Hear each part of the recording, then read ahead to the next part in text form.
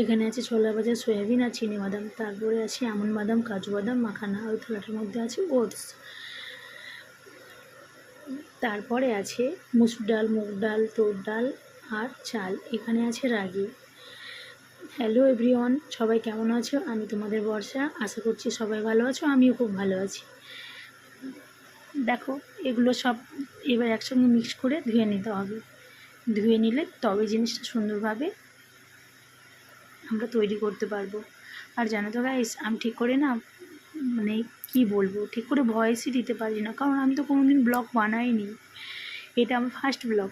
যাই হোক, আমার ব্লগ বানাতে গেলে কীভাবে ভয়েস দিতে হয় সেটাও আমি জানি না, ফার্স্ট ট্রাই করে দেখলাম, যদি ভালো লাগে বলো। দেখো, ধুয়েছি, কিন্তু শুকনো করতে কোথায় দেবো? এখানে প্রচুর রোদের প্রবলেম বলতে শুকোতে দেওয়ার প্রবলেম। তারপরে আমাদের শুকিয়ে নিয়ে এলাম, আফটার অল আমার বাচ্চা খাবে না। Bye bye. এখানে আছে ছোলা ভাজা, সয়াবিন আর চিনি বাদাম, তারপরে আছে আমন্ড বাদাম, কাজু বাদাম মাখানা, ওই থালাটার মধ্যে আছে ওটস, তারপরে আছে মুসুর ডাল, মুগ ডাল, তোর ডাল আর চাল, এখানে আছে রাগি। হ্যালো এভরিওয়ান, সবাই কেমন আছো? আমি তোমাদের বর্ষা, আশা করছি সবাই ভালো আছো, আমিও খুব ভালো আছি। দেখো, এগুলো সব এবার একসঙ্গে মিক্স করে ধুয়ে নিতে হবে। ধুয়ে নিলে তবে জিনিসটা সুন্দরভাবে আমরা তৈরি করতে পারবো।